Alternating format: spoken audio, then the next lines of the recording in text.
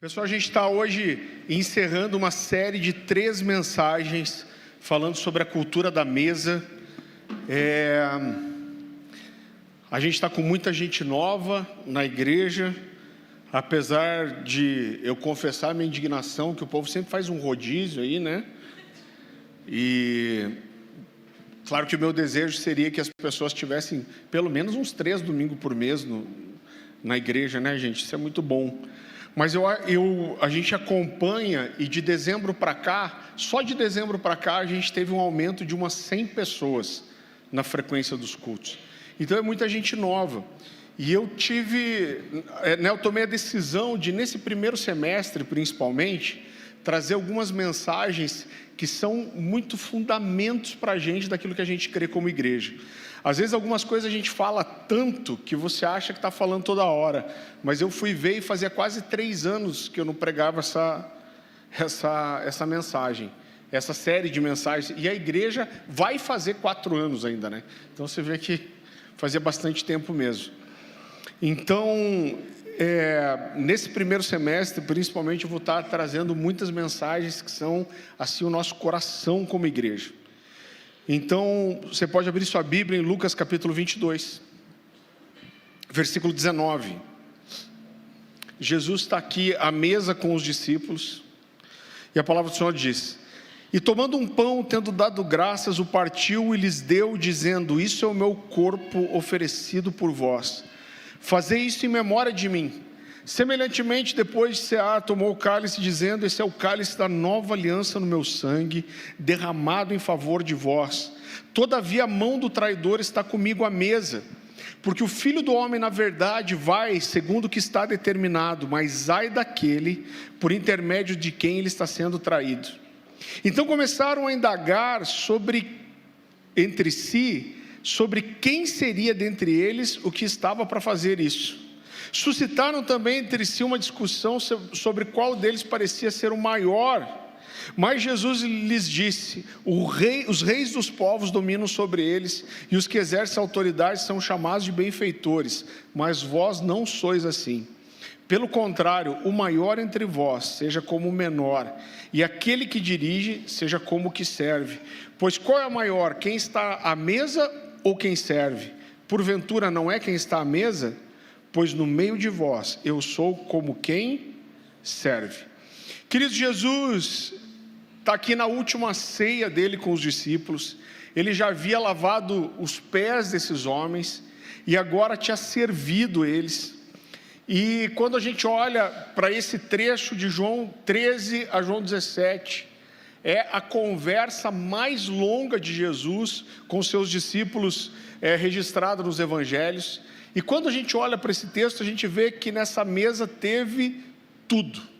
Jesus traz revelação nessa mesa, Jesus manda os discípulos seguirem seu exemplo, ele abre o seu coração, ele está andando 3 anos e meio com esses homens, e aqui ele diz: olha, eu vou ser traído, e a mão do traidor está comigo aqui na mesa.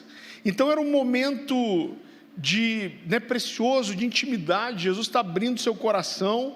E quando Jesus fala isso: um de vocês vai me trair, a Bíblia diz que eles começam a se cutucar, olhando um para o outro, dizendo: quem será que seria o traidor? Mas esse texto é chocante, porque logo a conversa muda de direção, e eles passam a especular sobre qual deles ia ser o maior no reino. Gente, é horrível isso, né? Vamos falar a verdade, né? Jesus está falando: de vocês vai me trair, quem será que é? Quem é o traidor? Não, mas peraí, mas quem que vai ser o maior no reino? Então, Jesus interrompe nesse momento, e Jesus quer ensinar várias coisas para eles aqui, e Jesus diz: olha, com os reis da terra são assim, eles dominam sobre os povos, mas com vocês é diferente, no meu reino é diferente. E Jesus diz: quem é o maior, o que está à mesa ou o que serve? Ele diz: mas eu estou entre vocês como aquele que serve. Jesus acabava ali de lavar os pés dos discípulos, dando um exemplo. E aí a gente falou sobre isso na semana passada, e ele chega e fala que vai lavar os pés de Pedro, e Pedro diz: olha, jamais você vai lavar os meus pés. Eu não sei se eu falei isso na semana passada, mas né, dentro da cultura judaica, você lavar os pés de alguém que chegava da rua era uma ação tão degradante, que mesmo que um judeu tivesse um escravo, né, um dono de casas tivesse um escravo, ele só deixaria seu escravo lavar os seus pés quando ele chegava da rua, se esse escravo não fosse hebreu.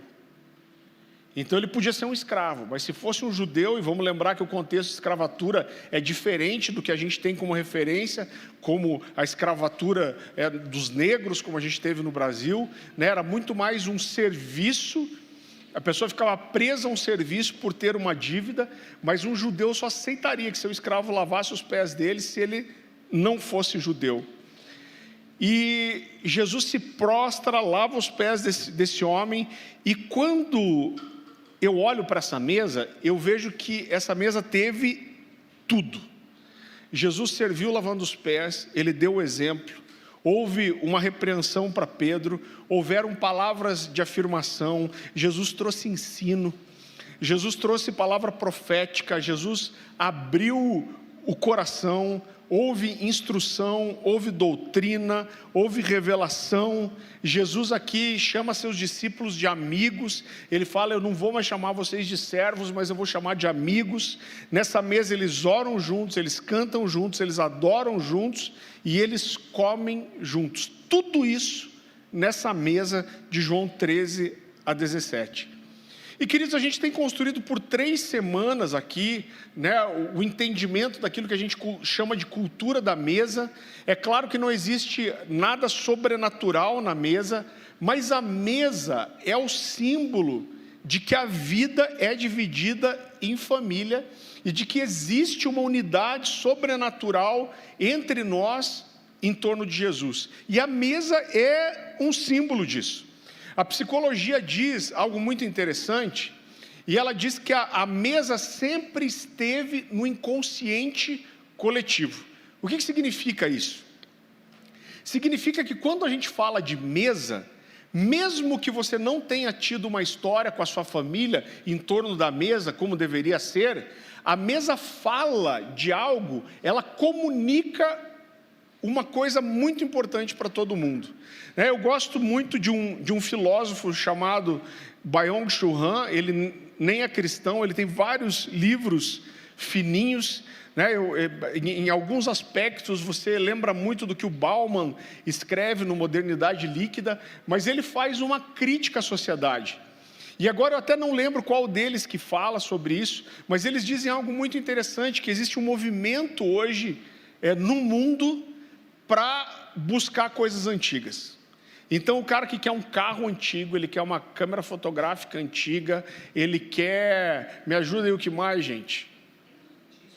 O disco de vinil, tem alguém aí até aqui na igreja que tem agora um Walkman de fita cassete. Gente, nem no meu tempo era o Satanás aquilo, porque engolia pilha, que era uma praga, né? Você ouviu uma tarde, a pôr a música já começava... E aí o pessoal está indo atrás de Walkman agora. Então existe, ele diz, olha, o que as pessoas estão procurando com isso sem perceber. Ele diz, existe um grito no coração do homem por coisas que são sólidas. E essas coisas antigas falam de um tempo onde você não jogava uma coisa quando ela parava de funcionar, você não jogava fora, você mandava consertar. Fala de algo que remete às vezes à infância, de um tempo que era mais, as coisas tinham mais valor, duravam mais. Eu dei 2 exemplos aqui. Eu lembro que meu pai tinha uma câmera fotográfica quando eu era garoto, que ele gostava muito, ele comprou uma máquina incrível, e passava 5, 10, 15 anos e aquela câmera fotográfica, ela continuava sendo incrível. Cara, hoje você compra o produto mais moderno, mais top que existe, daqui 2 anos, ele está ultrapassado. Outro exemplo disso são as fotografias. Olha a expectativa que era você tirar uma foto. Então você tinha que comprar um filme que era caro. Você tinha uma câmera fotográfica que não prestava para mais nada, só para aquilo, era cara. E aí você tirava uma foto, você nunca sabia se a foto ia ficar boa, se ia queimar, se ia dar um reflexo. Aí você levava para revelar. Aí você esperava 3, 4 dias para revelar a fotografia. Você ficava naquela expectativa, será que ficaram boas as fotos? E aí, quando você pegava essas fotos, você guardava isso num álbum de fotografia, né? Para terror de alguns. Quem não visitou aquela tia que toda vez abria os álbuns de foto? E era isso, e ninguém aguentava, né? Eu lembro que logo que eu casei com a Dani, ela falou: poxa, minha amiga casou, nós temos que visitar ela. Eu falei: meu Deus, Dani, ela vai ficar mostrando os álbuns de fotografia. E não é assim? Casava, ficava aquele álbum gigantesco, mostrando fotos de um monte de gente que você nunca viu na vida. A Dani falou para mim: mas Farley é minha amiga de infância. Eu falei: tá bom, mas você não é mais criança, né? Agora, hoje, a gente tem uma facilidade tão grande, e a Dani, por exemplo, deve ter umas 4.000 fotos no celular, fotos que normalmente a gente não volta para ver de volta. Por quê? Porque o valor, ele se perdeu, né? Isso que o Bauman vai chamar de uma modernidade líquida. Então as pessoas estão indo atrás de coisas antigas porque isso remete à referência de uma coisa que tem um valor mais sólido. E é exatamente isso que a psicologia quer dizer quando fala que a mesa, ela existe no inconsciente coletivo, e a mesa comunica uma coisa que é sólida. A mesa fala de família, a mesa fala de relacionamento, mesa fala da formação da identidade como família. Eu sei que, infelizmente, muitos de nós não tivemos essa formação em torno da mesa, talvez com a família, e isso é muito triste, mas mesmo que você não tenha tido isso, você sabe o que a mesa significa. Então, existe um ritual em torno da mesa que ensina muitas coisas para a gente. A mesa, ela traz um aspecto, né, daquilo que é sagrado. Por quê? Porque a família se reúne na mesa e a mesa é sagrada, né? Então, a mesa é um lugar de respeito, a mesa é um lugar onde os pais ensinam para os filhos que existe uma ordem, que existe um respeito que é necessário. Os antigos, principalmente, infelizmente muita gente não teve isso, mas principalmente os avós não deixavam a gente sentar sem camiseta na mesa, não é assim? Aconteceu alguma coisa. Apagou a luz aqui, né? Tá tudo bem?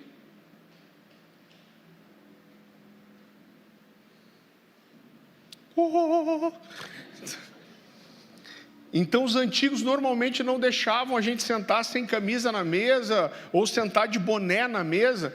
Minha casa sempre foi mais desencanado, mas a Dani é super ligada nisso. Então a gente senta na mesa todos precisam orar, dar graças juntos antes de comer. A mesa fala de transmitir legado e de unir uma geração à outra.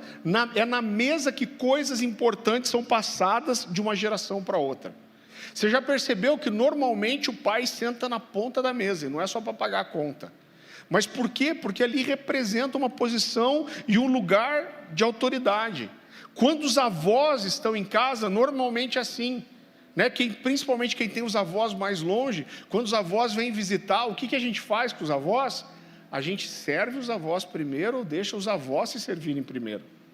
Normalmente quando os avós estão na mesa, a gente quer ouvir os avós. Todo mundo segura os assuntos que tem para falar e a gente vai dar tempo para os avós falarem. Eu lembro da última conversa que eu tive com a minha avó, e como isso é forte, porque ouvir os avós fala da gente entender quem nós somos e de onde nós viemos. A última conversa que eu tive com a minha avó, e minha avó morreu com 94 anos, e com 94 anos ela estava completamente lúcida, né?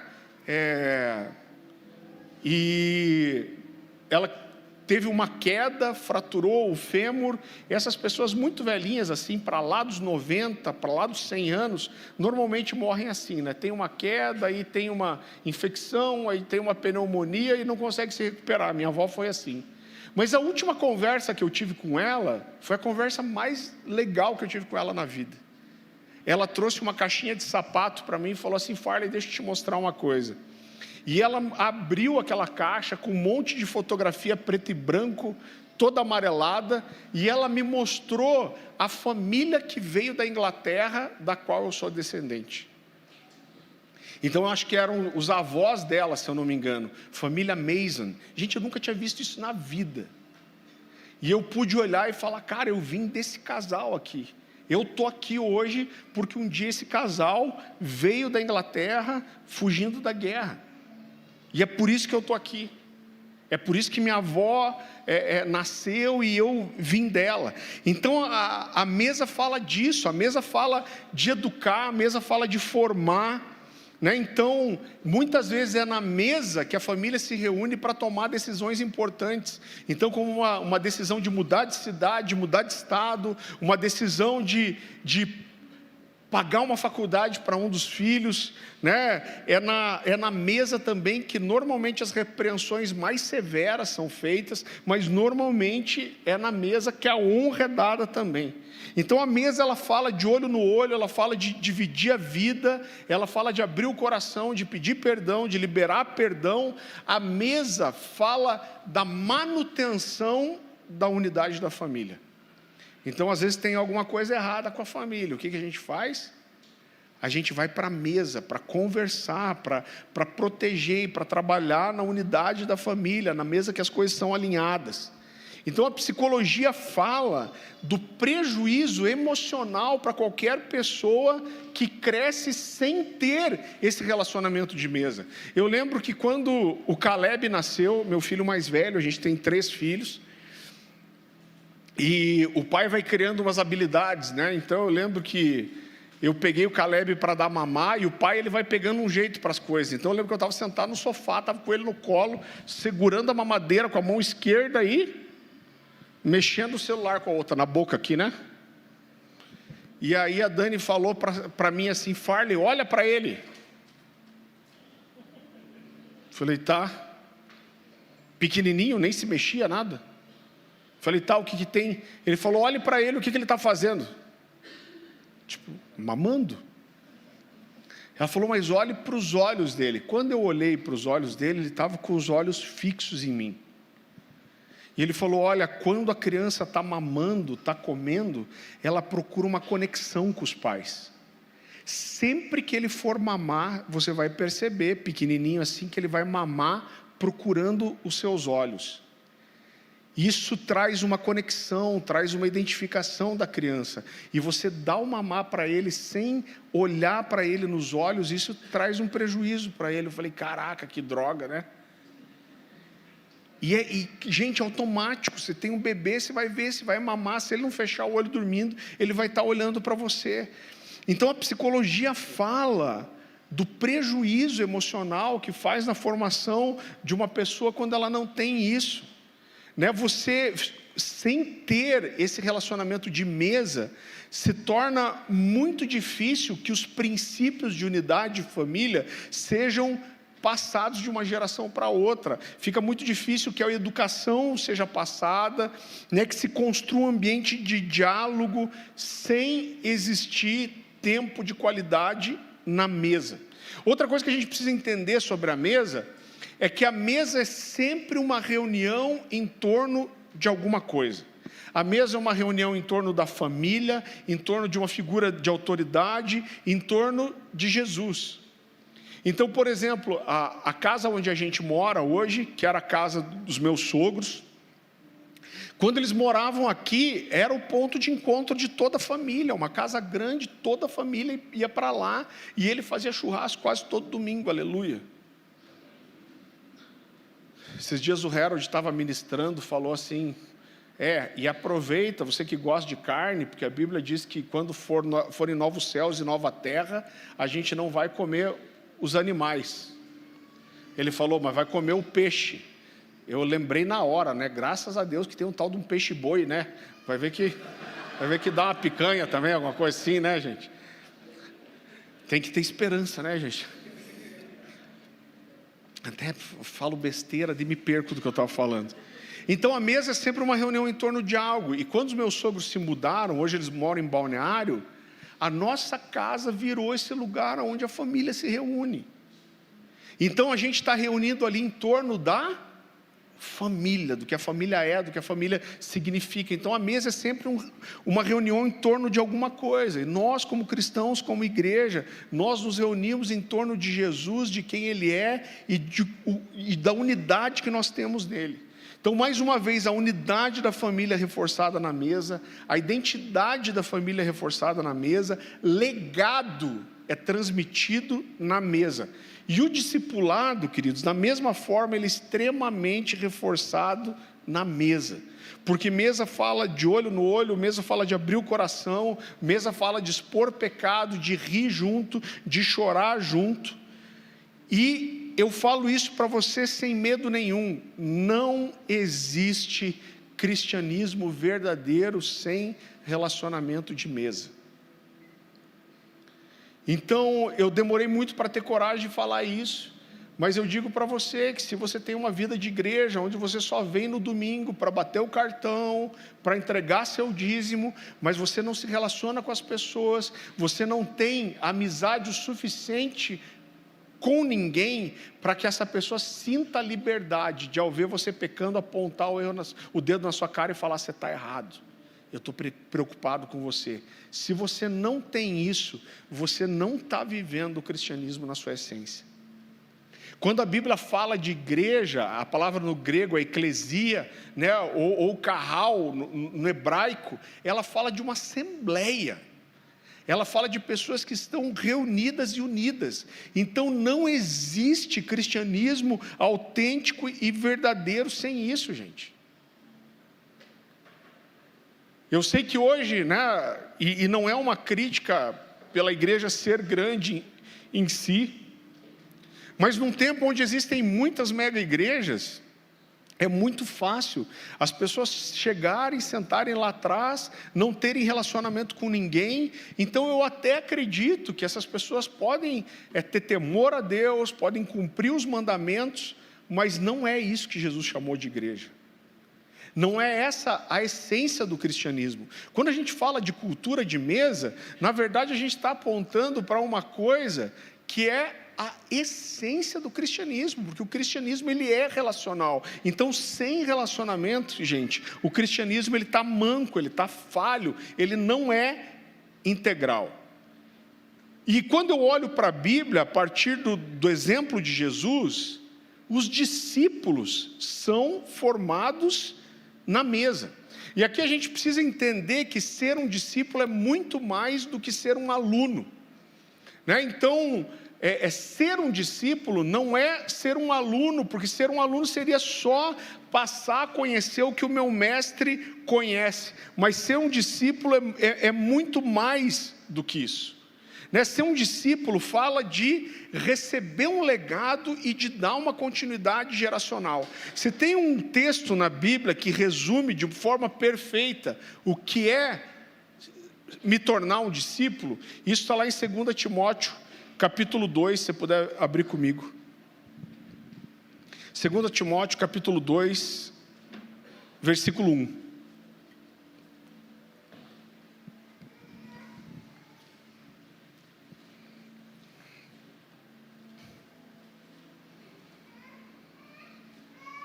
Então Paulo diz para Timóteo assim, Paulo aqui havia saído da igreja em Éfeso, a igreja aqui era a maior igreja cristã que existia na época, em torno de 10 a 20 mil membros, maior inclusive do que a igreja em Jerusalém.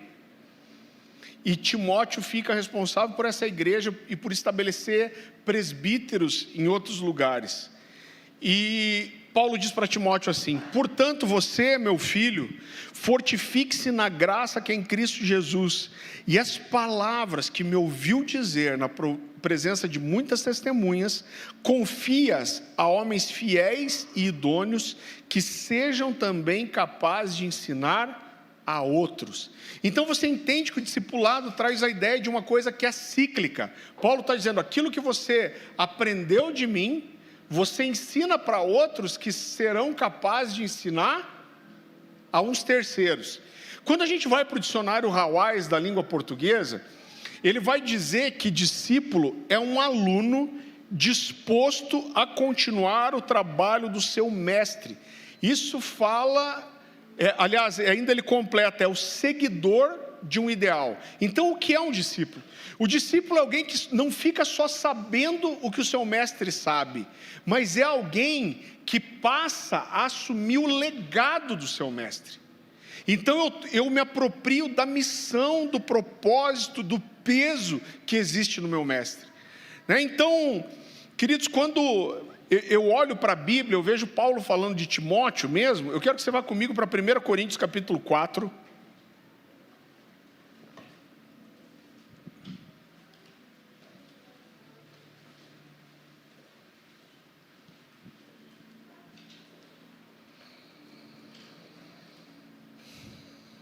1 Coríntios capítulo 4, versículo 16. Olha como esse texto é precioso. Paulo tinha uma relação muito próxima com a igreja de Corinto. E ele diz, olha, eu não vou poder estar com vocês, mas eu estou mandando para vocês o meu principal discípulo, que é um cara chamado Timóteo. E ele diz assim, portanto, suplico-lhes que sejam meus imitadores. Por essa razão, estou lhes enviando Timóteo, meu filho amado e fiel, o qual lhes trará a lembrança a minha maneira de viver em Cristo Jesus, de acordo com tudo que eu ensino por toda parte, em todas as igrejas. Então olha só que interessante, ele está dizendo, olha, eu vou mandar para vocês Timóteo, e Timóteo não vai só lembrar do meu ensino, Timóteo não vai só ensinar a mesma coisa que eu ensino, mas Timóteo vai lembrar a vocês a minha maneira de viver. Ele está dizendo, Timóteo não aprendeu só o conhecimento que eu tenho, mas ele vive da mesma maneira que eu vivo. Então um discípulo, ele entende essa missão de dar continuidade e de multiplicar o depósito e ser fiel a esse depósito. Eu gosto muito de uma frase do pastor Abe Uber.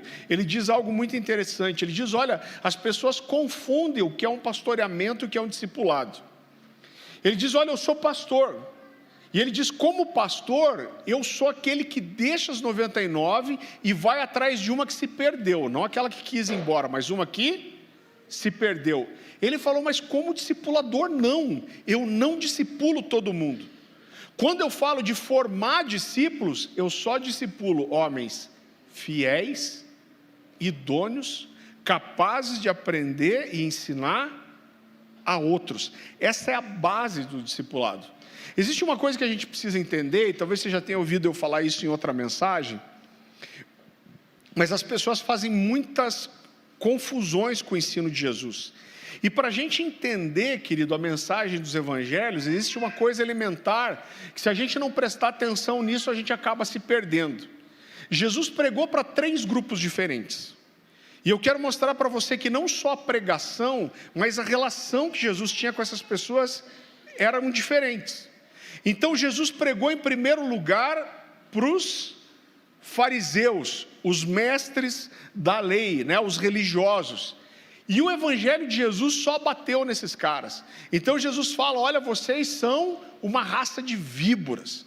Vocês são como cegos que guiam outros cegos. Vocês são como sepulcro caiado, né? O sepulcro caiado era o túmulo que era pintado de cal, de branco.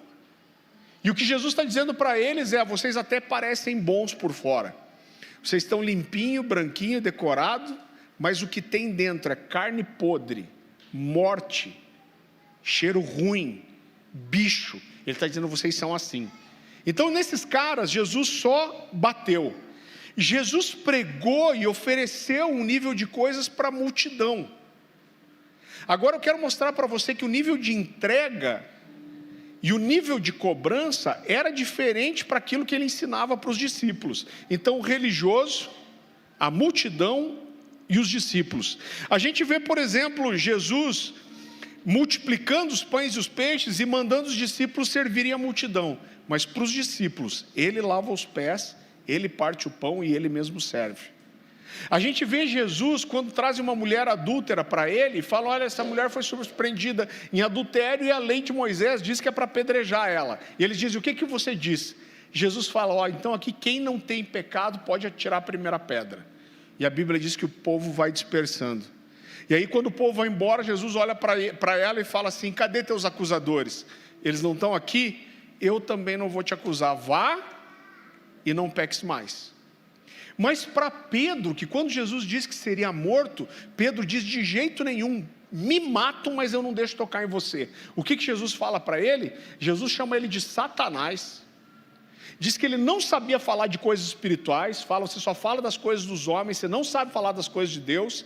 Diz: você é para mim uma pedra de tropeço, você está atrapalhando eu de cumprir meu propósito. E Jesus diz que ele tem que se converter.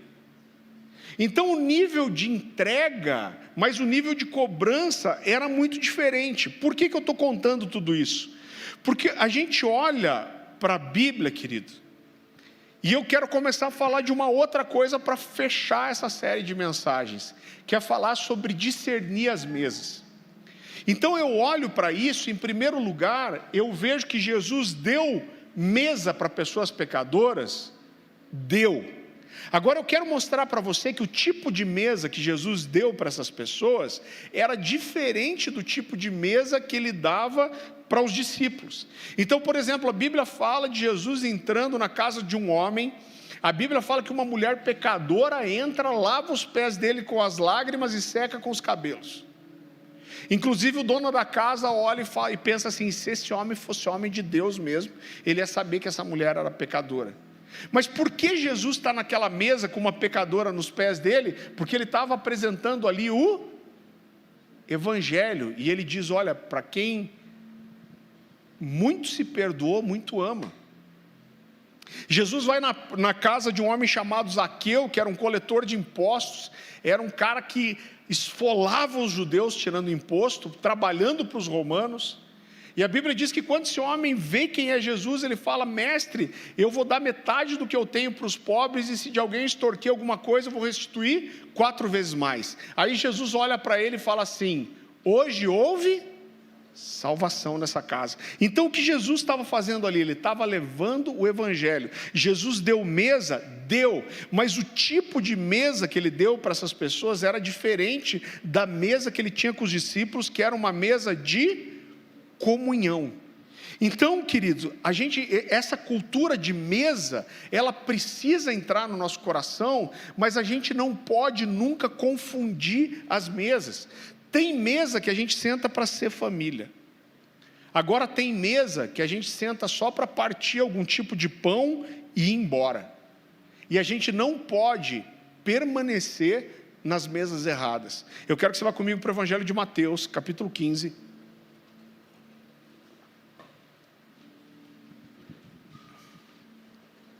A gente vai ler esse texto quando a gente fala, só trazendo, eu sei que é muito simples, mas eu prefiro trazer uma informação mesmo que você já saiba, mas ajudar aqueles que conhecem menos. A Bíblia vai falar de uma mulher cananeia aqui. Quando a Bíblia fala de uma mulher cananeia, era uma mulher que não era do povo hebreu, que não era judia. E quando Jesus vem, o ministério dele, ele mesmo diz: eu vim primeiro para os judeus. Ele tinha um propósito. Mas essa mulher cananeia vai atrás de Jesus, suplicando pela cura da sua filha. E olha o que acontece. Mateus capítulo 15, versículo 22. E eis que uma mulher cananeia que viera daquelas regiões clamava: Senhor, filho de Davi, tem compaixão de mim. Minha filha está horrivelmente endemoniada. Ele, porém, não lhe respondeu palavra. Então ela foi ignorada por Jesus e ela continuou insistindo. E os seus discípulos, aproximando-se, rogaram-lhe: despede-a, pois vem clamando atrás de nós. Mas Jesus respondeu: não fui enviado senão as ovelhas perdidas de Israel. Então olha o que Jesus está dizendo: não foi para você, não é o tempo seu. E ele continua: ela porém veio e o adorou, dizendo: Senhor, socorre-me. Então ele respondendo lhe disse: não é bom tomar o pão dos filhos e lançá-lo aos cachorrinhos. Essa mulher podia ter ficado extremamente ofendida e falando: eu estou aqui chorando, dizendo que minha filha está endemoniada, doente, e esse homem ainda me chamou de cachorra. Mas olha o que ela responde. Ela, contudo, replicou: sim, Senhor, porém os cachorrinhos comem das migalhas que caem da mesa dos seus donos. Então lhe disse Jesus: ó mulher, grande é a tua fé, faça-se contigo como queres. E desde aquele momento a sua filha ficou sã. Então é claro que a gente tem inúmeras verdades nesse texto aqui, né? E o coração dessa mensagem é mostrar a fé dessa mulher, mas esse texto também mostra a importância de se discernir a mesa. O que eu quero dizer com isso? Querido, a gente precisa entender quais mesas a gente se aproxima, o que a gente dá, para quem dá. Existem coisas que a gente serve numa mesa que a gente não serve na outra. E esse texto está ensinando outra coisa. Esse texto está ensinando que toda mesa tem as suas regras, e a gente precisa saber como entrar e como sair das mesas. E foi isso que essa mulher fez. Essa mulher grega aqui, ela não teve só, né, Marcos vai dizer que ela era grega, ela não teve só muita fé, mas eu vejo que o que essa mulher teve, ela conseguiu discernir o que Jesus estava falando. Ela não forçou um lugar naquela mesa. Ela falou: os cachorrinhos comem das migalhas. O que ela está dizendo é: a minha fé é suficiente para cair da migalha que cai da sua mesa. Eu entendo que eu posso não ter um lugar nessa mesa, mas será que da migalha você pode me dar? Então ela foi muito sábia, ela teve muito discernimento. Saiba como entrar e como sair das mesas, né? Todas as mesas têm as suas regras. Vá comigo para Lucas capítulo 14. Jesus está falando aqui que estava numa festa e ele estava reparando a forma que os convidados procuravam os melhores lugares para sentar.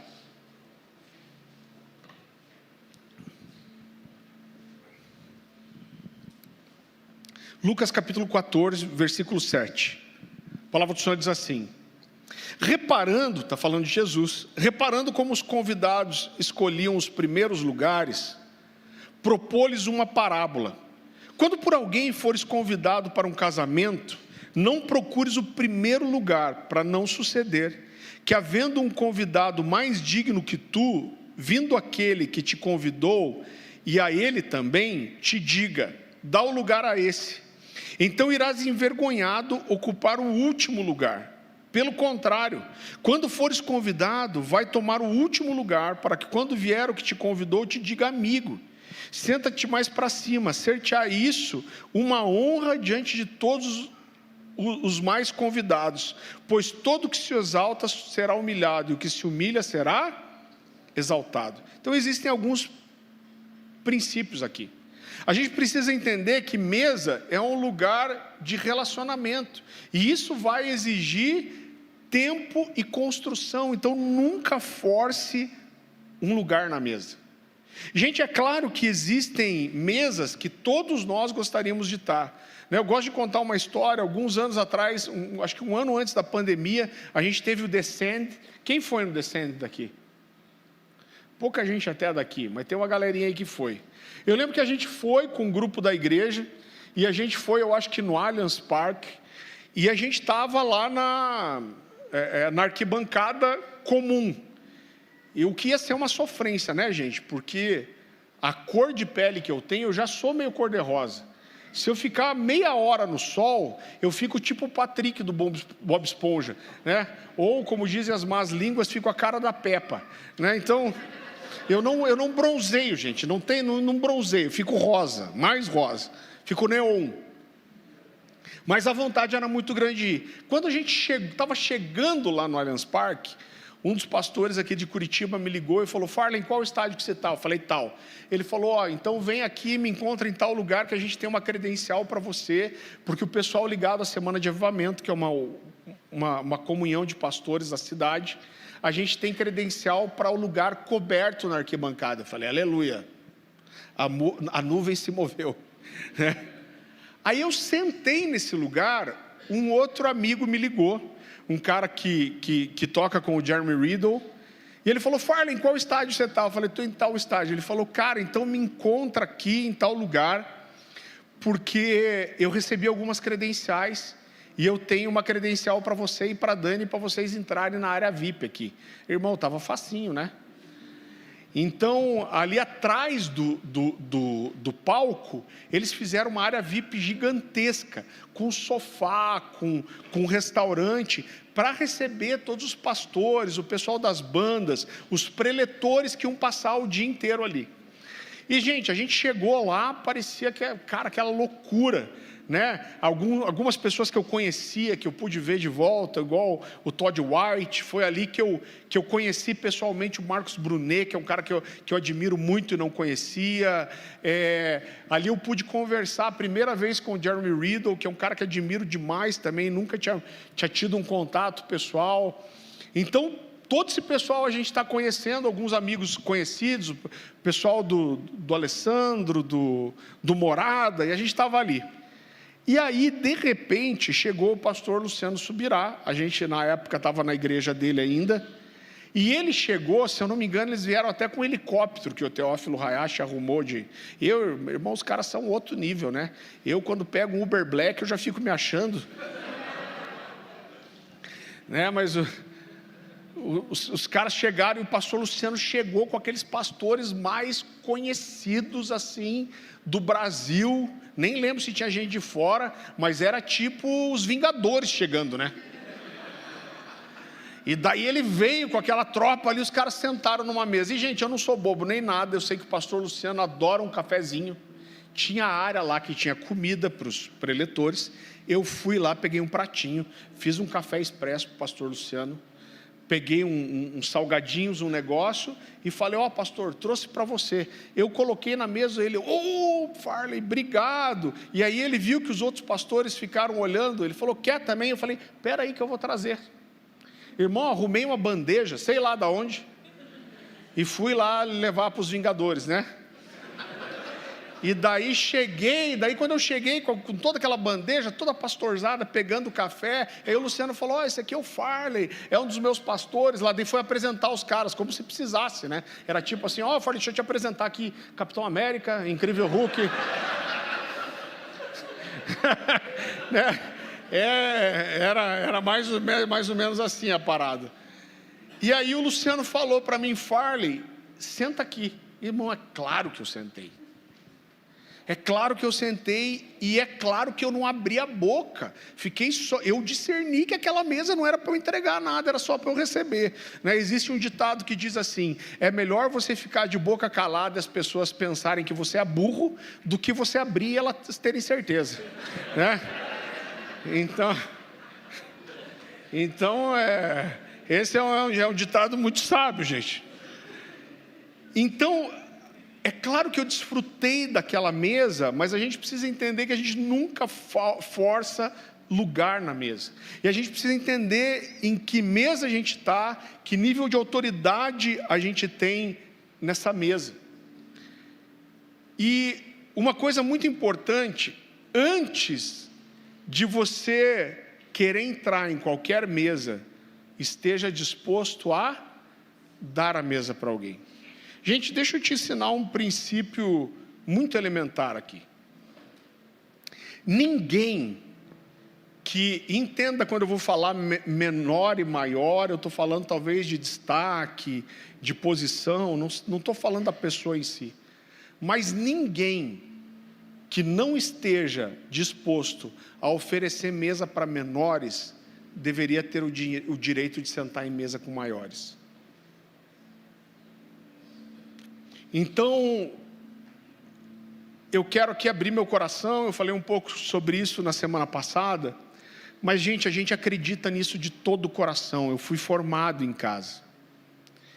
E a gente vive essa cultura de mesa de uma forma tão intensa, tão verdadeira, que às vezes a gente tem dificuldade de outras pessoas que não viveram nunca isso, perceber o tipo de dificuldade que essas pessoas têm. Então eu vou abrir para você aqui, talvez você se identifique, mas essa é uma verdade, é um desafio que a gente está passando. A gente prega sobre isso e algumas pessoas acabam abrindo o coração para a gente ou para alguma liderança e dizendo, pastor, eu estou encontrando dificuldade de ter esse relacionamento de mesa. Então a primeira coisa que eu quero que você entenda é que, apesar da igreja não ser grande, e eu imagino que a igreja tem hoje de 550 a 650 pessoas, e eu acho que eu estou chutando para baixo um pouco, porque a gente tem passado de 500 pessoas juntando os 2 cultos de domingo, e a conta que se faz é mais ou menos que a sua igreja é 30% maior do que a frequência de um domingo. né? Por quê? Porque nem todo mundo vai em todos os cultos. Você sempre tem uma parcela que não vai. Então, se a gente pensar assim, 530 pessoas mais 30%, a gente teria mais do que 650 pessoas. Mas eu acho que é mais ou menos isso. Isso não é uma igreja grande. Então, apesar de não ser uma igreja grande, gente, há 4 anos atrás, nós éramos 45 pessoas. Então, você trazer uma cultura de mesa é difícil. Então, se você está chegando aqui, você está ouvindo sobre cultura de mesa e você não conseguiu se inserir, é porque tem um monte de gente tentando se inserir ainda. Essa é a primeira coisa. A segunda coisa é que é muito triste, porque as pessoas ouvem a gente ficar falando sobre cultura de mesa, e às vezes a reação que essas pessoas têm é sair daqui pensando assim, então alguém vai me dar a mesa. Agora eu vou sentar na mesa dos pastores. E veja, não tem problema nenhum você ter uma expectativa disso, eu fico feliz na verdade. A gente está sempre recebendo gente em casa. É claro que quando você fala de 650 pessoas, chega uma hora que você vai ficando mais limitado, mas a porta nunca está fechada e todo mês eu tenho pessoas indo na minha casa que nunca foram. Agora o problema é que às vezes a pessoa está aqui, e gente, eu vou falar para vocês como me chocou isso, porque não é a formação que a gente tem, mas principalmente quando a gente começou a Cornerstone, eu cansei de sentar com pessoas que falaram assim, pastor, eu fiquei 10, 13, 15 anos em tal ministério, eu era um diácono, eu era um líder de departamento, e eu nunca fui na casa do meu pastor. Eu fico extremamente escandalizado com isso, gente. Então, às vezes as pessoas ouvem e falam assim, puxa, é agora que eu vou ter uma oportunidade.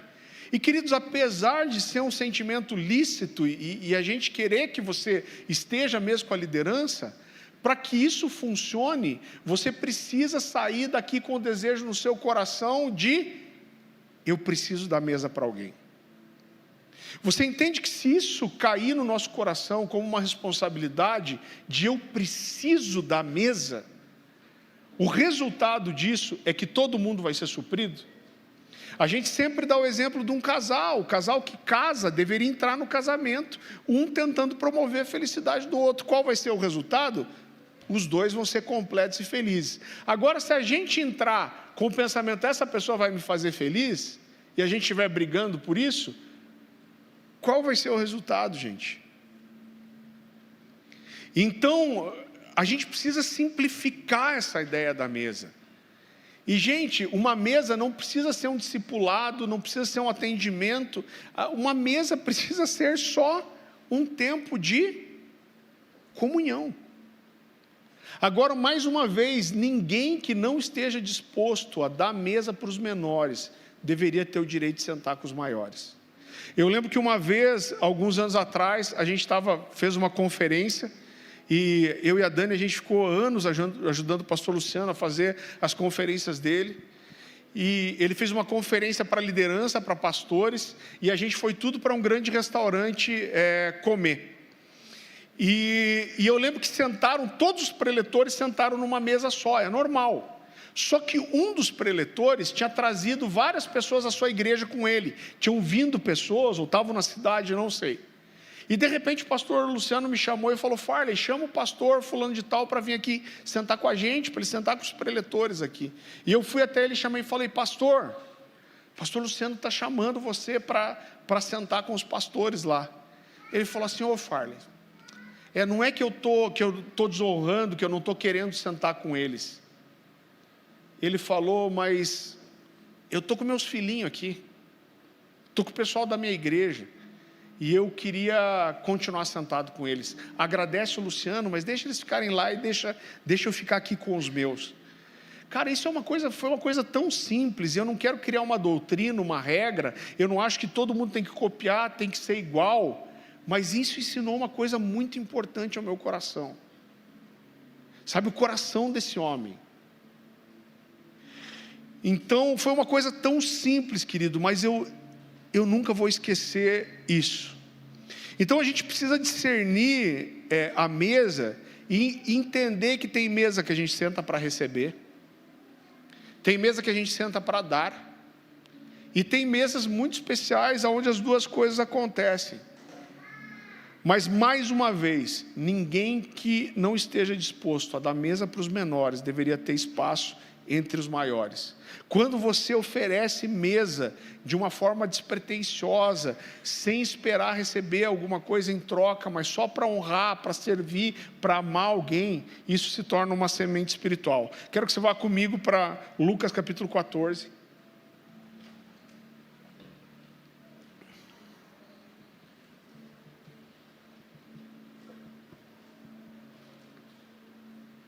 Versículo 12.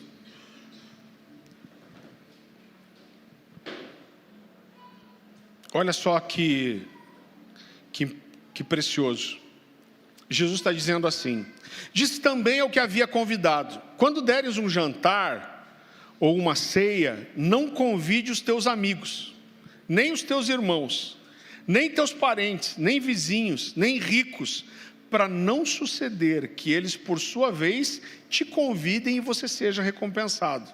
Antes, ao dares um banquete, convide os pobres, os aleijados, os coxos e os cegos, e serás bem-aventurado. Então isso significa que se alguém te convidar para a casa dele, é porque essa pessoa te considera coxo, pobre. Não, estou brincando. E serás bem-aventurado pelo fato de não terem eles com que recompensar-te, e a tua recompensa, porém, tu a receberás na ressurreição dos mortos. Então, gente, olha que precioso isso. Ele está falando dessa mesa que é despretensiosa, que tem o sentido de servir, de amar. A Bíblia destaca tanto a questão da hospitalidade, né? Eu gosto de contar uma história. Gente, eu, apesar de ter esse temperamento sanguíneo, eu sou aquele que brinca, que fala com todo mundo, eu tenho facilidade para chegar, mas eu tenho um lado melancólico muito forte também, eu sou muito introspectivo. Então, quando eu e a Dani casamos, a gente chegava o final de semana, a gente não queria sair com ninguém, queria ficar em casa, queria tomar um chimarrão, queria ler, queria assistir um filme, e a gente teve um conflito, porque a Dani é arroz de festa. A Dani, se a gente tiver um aquário com 10 peixinhos, ela vai fazer aniversário para os 10 peixes durante o ano. Aí, quando não tem desculpa para fazer festa. E não é que eu não gostasse de estar com as pessoas, mas eu sou mais introspectivo. E eu lembro que uma vez, logo antes da nossa ordenação ao ministério pastoral, o pessoal fez na igreja o que a gente faz hoje, eu amo isso. Às vezes a gente vai ter uma conferência aqui, alguma coisa, a gente manda no grupo da igreja: pessoal, está vindo um casal de fora, com um filho pequeno, alguém pode receber essa pessoa, hospedar na sua casa? E a gente sempre tem gente hospedando. E eu lembro que foi uma situação assim, alguém pediu hospedagem, e a Dani falou: Farley, vamos dar nosso nome aqui para a gente receber alguém na nossa casa. E eu falei: puxa, Dani, mas eu vi o povo se cutucando aí. Puxa, Dani, mas a nossa liberdade, a nossa intimidade, o nosso sofá branco. E aí ela olhou para mim e falou assim: cara, você já pensou que você está sendo ordenado daqui uns dias? E você já viu que entre as características dos presbíteros que Paulo dá para Timóteo e para Tito, ele escolhe 15 características só, e dentre essas, uma das coisas que Paulo considera importante o suficiente para destacar como uma coisa que um presbítero não pode deixar de ter é a hospitalidade. Eu falei: porcaria de versículo. Né? Você não tem umas crises com os versículo miserável, droga de versículo. Né? Quem é mais velho aí lembra daquele desenho do Zé Buscapé? Quem lembra disso? Zé Buscapé saía assim, era mais ou menos assim. Eu falei: cara, que droga. Mas isso fez eu entender, e olha como isso aponta para como o cristianismo é relacional. Lê outro texto comigo, Hebreus capítulo 13.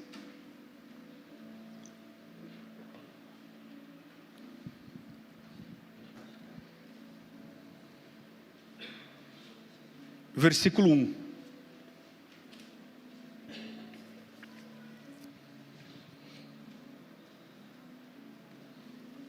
palavra do Senhor diz assim: continuem a amar uns aos outros como irmãos. Não se esqueçam de demonstrar hospitalidade, porque alguns, sem o saber, hospedaram anjos.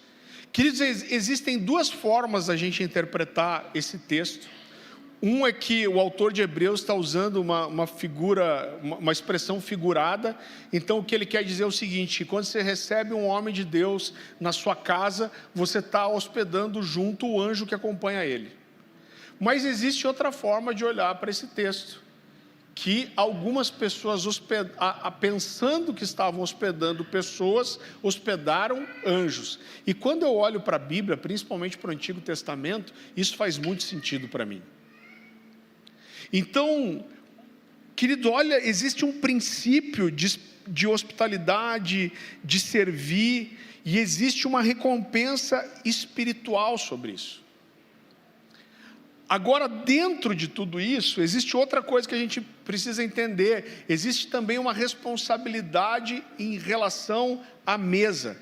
Então, eu preciso saber de quais mesas eu quero fazer parte e de qual é a minha parte nelas. Você nem precisa abrir. Eu vou ler o Salmo 1:1, é um texto tão conhecido, mas diz assim: bem-aventurado é aquele que não anda no conselho dos ímpios, não se detém no caminho dos pecadores e nem se assenta na roda dos escarnecedores. Então, não queira estar numa mesa que Jesus não está. Não permaneça numa mesa que Jesus já saiu.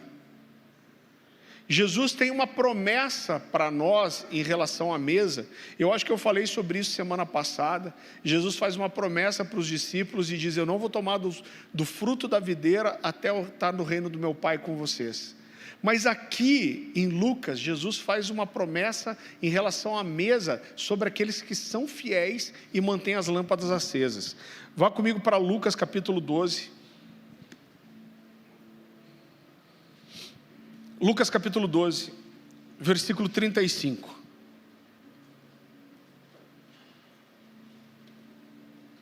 A palavra do Senhor diz assim: cingido esteja o vosso corpo, e acesas as vossas candeias, sede vós semelhantes a homens que esperam pelo seu Senhor, ao voltar ele das festas de casamento, para que quando vier e bater a porta, logo lhe abram. Queridos, eu não acredito que isso é só eu vou continuar lendo o texto, mas eu não acredito que isso é só uma figura ou só uma parábola. E aí continua dizendo: bem-aventurados aqueles servos, a quem o Senhor, quando vier, os encontre vigilantes. Em verdade vos afirmo que ele há de cingir-se, dar-lhe-ás lugar à mesa, e aproximando-se, os servirá. Quer ele venha na segunda vigília, quer na terceira, bem-aventurados serão eles, se assim os achar. Então o Senhor nos promete essa mesa, e eu creio que um dia o Senhor vai nos preparar uma mesa, assim como ele lavou os pés e serviu os discípulos, um dia a gente vai ser servido pelo Senhor. O convite de Jesus para a igreja é um convite para a mesa. Quando a gente vai para Apocalipse capítulo 3, versículo 20, você não precisa abrir, é muito conhecido. Jesus diz: eis que estou à porta e bato. Se alguém ouvir e abrir a porta, eu entrarei e cearei com ele e ele comigo. Agora, queridos, essa para mim é uma das declarações, eu acho que voltou. Eu acho que eu tenho TDAH mesmo.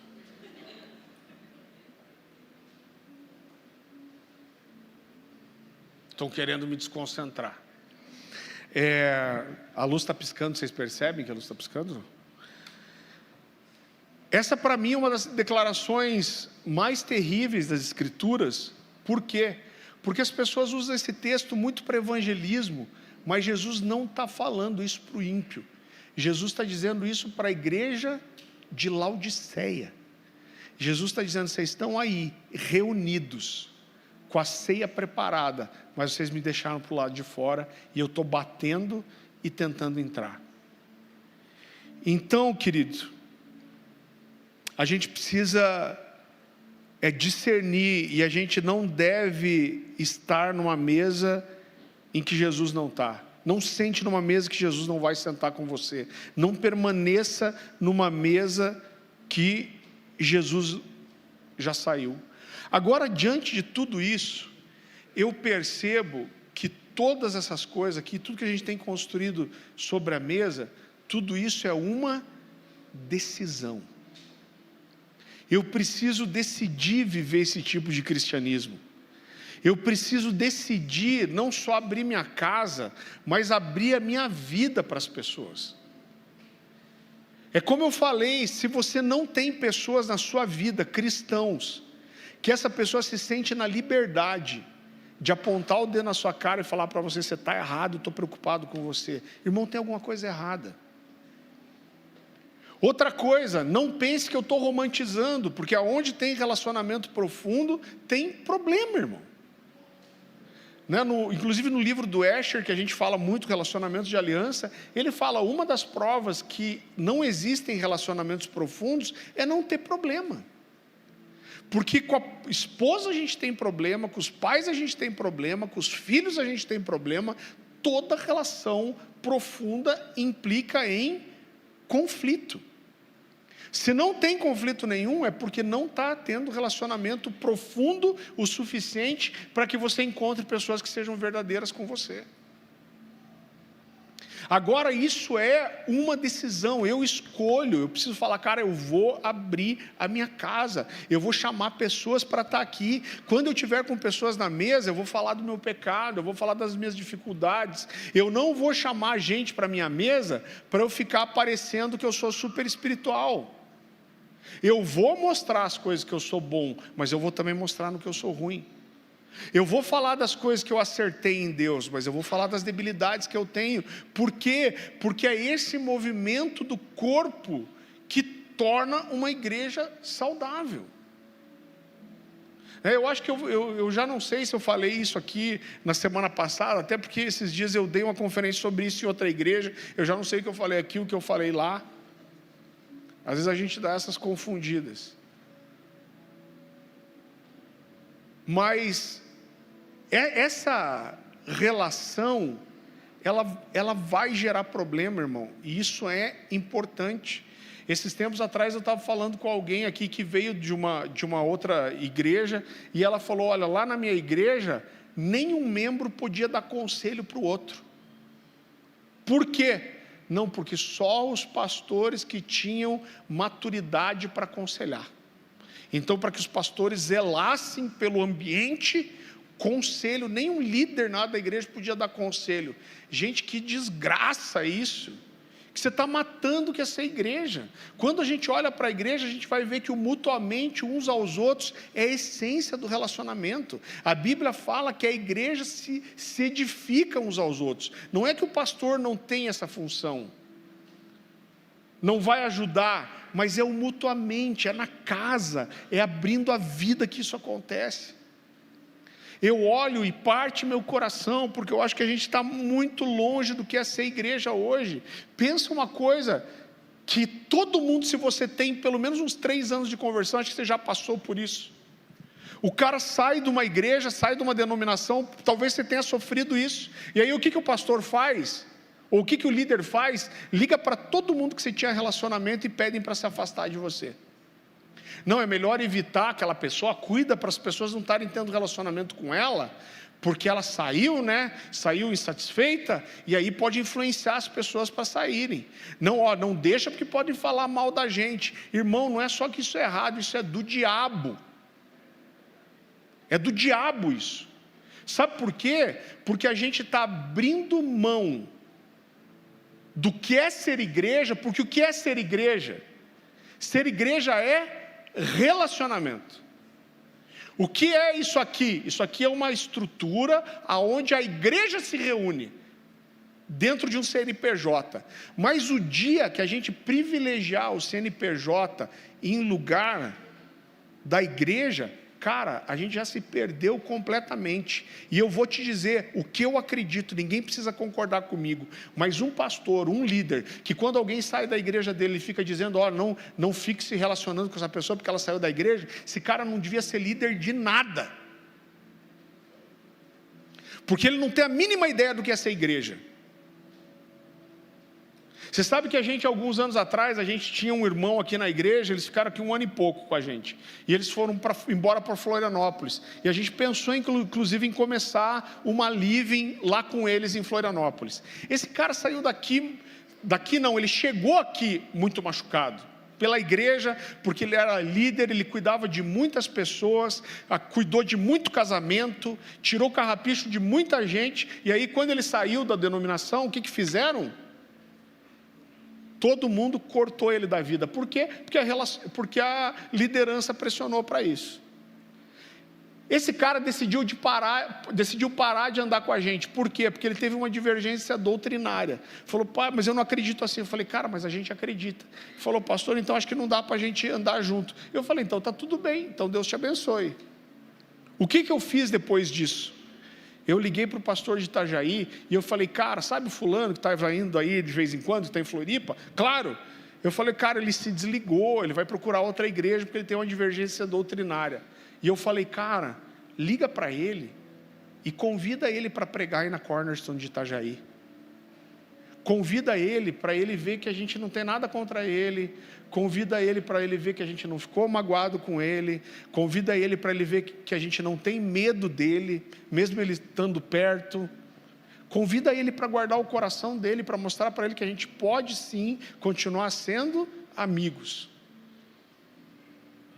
O dia que alguma liderança falar para você, não se relacione com essa pessoa porque ela saiu daqui ou está falando mal daqui, cara, você entrega essa liderança para a gente, porque a gente vai sacrificar ele.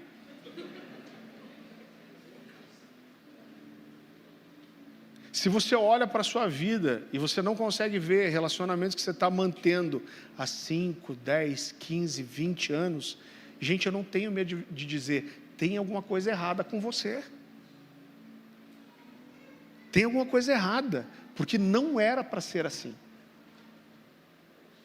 Então, o cristianismo autêntico, ser igreja de verdade, é nós nos relacionarmos. Isso não vai acontecer sozinho. Eu espero, tenta entender o equilíbrio entre as duas coisas. Eu espero que se você é novo na igreja, um monte de gente te convide para ir comer na casa dele. Amém? Por outro lado, eu espero que você não fique esperando ninguém te chamar. Que essa mensagem entre no seu coração e que se ninguém te chamar, que você convide pessoas. Sabe por quê? Porque esse é o tipo de coisa que não acontece sozinho, irmão. Vim aqui, agora caiu um negócio na minha vida e nossa, recebo convite toda hora. É necessário uma intencionalidade. Eu preciso decidir, cara, eu vou ser fiel a isso. Eu vou construir relacionamentos profundos. Eu vou me aproximar de muitas pessoas e dessas muitas pessoas eu vou encontrar alguns amigos íntimos e profundos. Entenda que é claro que a gente nunca vai ter amizade do mesmo nível com todas as pessoas. Então, quando a gente olha para Jesus mesmo, a gente vê que Jesus discipulou 12. Mas dos 12, tinham 3 que eram muito chegados, Pedro, Tiago e João. E dos 3, só um reclinava no peito de Jesus, que era João. Então é normal você ter mais afinidade com uma pessoa do que com outra, você gostar mais de estar com um do que com outro, mas a nossa vida precisa estar aberta a novos relacionamentos. Mesmo eu preciso ter amizades profundas, eu preciso ter amizades que são um pouco menos profundas, e eu preciso tentar me relacionar e dar espaço para todos que eu conseguir. Isso é ser igreja. Então talvez você tenha se machucado com isso. Talvez uma das coisas que eu pegue que mais ferem líderes são pessoas que cuidaram de muita gente. E o dia que ele saiu de uma denominação, dá vontade de nem chamar de denominação, dá vontade de falar, quando o cara saiu da religião dele lá, todo mundo rompeu o relacionamento com ele. Irmão, isso é muito triste. Deus não está nisso. Jesus não está nisso. Isso não agrada o coração de Deus.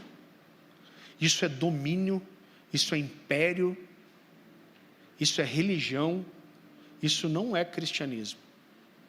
Irmão, até as pessoas, já saiu gente daqui falando muito mal da gente, é claro, sempre vai acontecer. E quando sai alguém falando até mentiras, a gente nunca falou para ninguém, para de se relacionar com essa pessoa. É claro que a gente ensina, a pessoa está mentindo, está enganando, está falando mal, está sendo maledicente, você precisa entender se é esse tipo de mesa que você quer permanecer. Agora, cortar a relação, não está aberto, nunca. E a verdade é que a maioria das pessoas saem, não porque estão brigadas, saem porque não se adaptaram. E irmão, é natural, está tudo bem. Mas os relacionamentos permanecem. Sabe por quê? Porque um dia talvez não tenha mais cornerstone. Um dia eu não vou ser pastor sênior para sempre, mas eu vou ser amigo por toda a vida. E pela eternidade também. Então isso é muito maior, gente. Você recebe essa palavra? Eu queria fazer uma coisa, cadê o Henrique Bigoda, o Diego? Eu queria que você baixasse sua cabeça, fechasse seus olhos. Eu não sei qual é a sua história, mas se de repente você carrega uma dor no seu coração, você foi muito ferido por relacionamentos, talvez você seja uma dessas pessoas que se abriu muito para relações, mas quando você saiu de uma igreja, todo mundo te abandonou, falaram mal de você, falaram que era para não se relacionar com você. Talvez você tenha sido muito ferido por amizades. Talvez tenha um medo intenso no seu coração de se abrir para isso. Irmão, quando a gente se abre para amizades, abre a nossa casa, a nossa vida, expõe o nosso coração, a gente vai sempre estar sujeito a encontrar um Judas no caminho. É normal que isso aconteça. Mas isso não pode roubar da gente toda a parte positiva, e até porque não é uma escolha, é um mandamento. Isso é cristianismo. Mas talvez você olhe para o seu coração e exista um medo, uma resistência, uma insegurança. E talvez você queira nessa noite vir aqui falar a Deus, eu quero que o Senhor cure meu coração para que eu consiga me entregar a esse lugar de abrir minha casa, de abrir minha mesa, ou de aceitar estar na mesa com algumas pessoas. Quantas pessoas eu já ouvi que falaram, não, eu vou até congregar lá na Cornerstone, mas eu não quero fazer nada, não quero me relacionar com ninguém. Já ouvi isso muitas vezes, por quê? Porque chegaram aqui feridas. Só que relacionamento não é opcional, gente. Mas talvez você, precise rasgar seu coração, falar, Deus, tem alguma coisa aqui, e talvez se o Senhor não me curar, vai ser muito difícil. Vai ser difícil eu conseguir me entregar a isso. Então, se existe esse sentimento no teu coração, eu não queria que você fosse embora assim. Eu queria que você começasse aí no seu lugar agora a orar para que, independente de todas as pessoas, que o Senhor coloque isso no seu coração, que você consiga ter esse passo e essa decisão de viver esse cristianismo autêntico.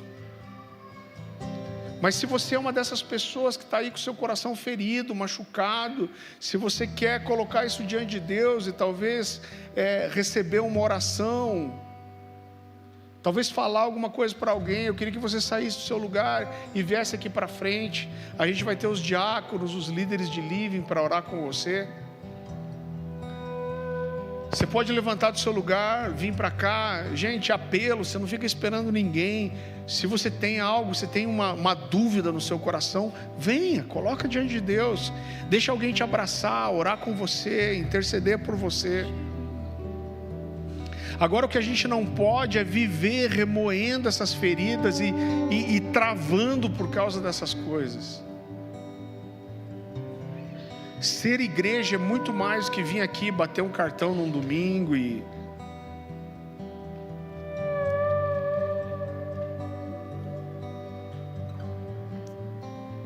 Eu não tenho problema nenhum se ninguém vier aqui para frente, mas Mas eu tenho certeza que tem pessoas aí que precisam disso. Eu quero já pedir para os diáconos, os líderes, me ajudarem, as pessoas aqui que precisam de um abraço. Não só põe a mão na cabeça para orar, não, gente, dá um abraço, ora com essas pessoas, pergunta se elas querem ser ouvidas. Vem aqui para frente, gente, vem sem medo. Nós vamos continuar adorando o Senhor mais um pouco. Vem para cá, abre seu coração. Os líderes me ajudem aí. Tem mais uma pessoa aqui. Tem várias pessoas já, os diáconos também. E queridos, eu quero que você fique orando, que você fale com o Senhor sobre isso.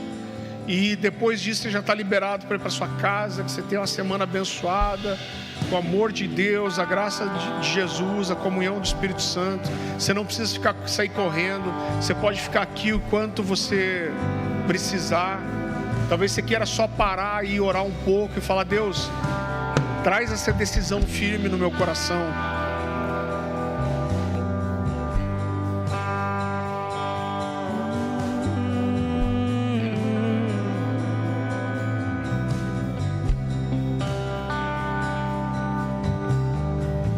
Já estive em outros lugares, mas não há lugar melhor, não há lugar melhor. Já estive em outros lugares, mas não há lugar melhor, não há lugar melhor. Já estive em outros lugares, mas não há lugar melhor, não há lugar melhor. Já estive em outros lugares, mas não há lugar melhor, não há lugar melhor que aqui,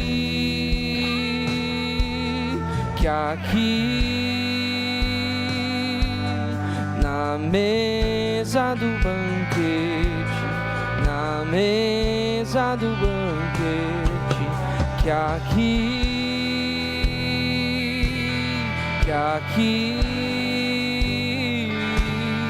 na mesa do banquete, na mesa do banquete, que aqui,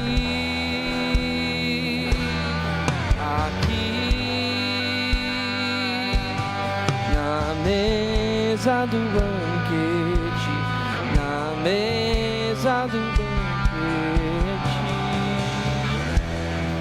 Jesus, tu és o primeiro, onde tudo foi feito, é tudo sobre ti. Tu és o meu consolo, caminho seguro, meu grande Salvador. Jesus, tu és o primeiro, onde tudo foi feito, é tudo sobre ti.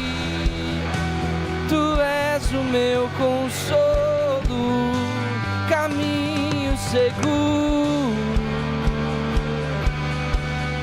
meu grande Salvador.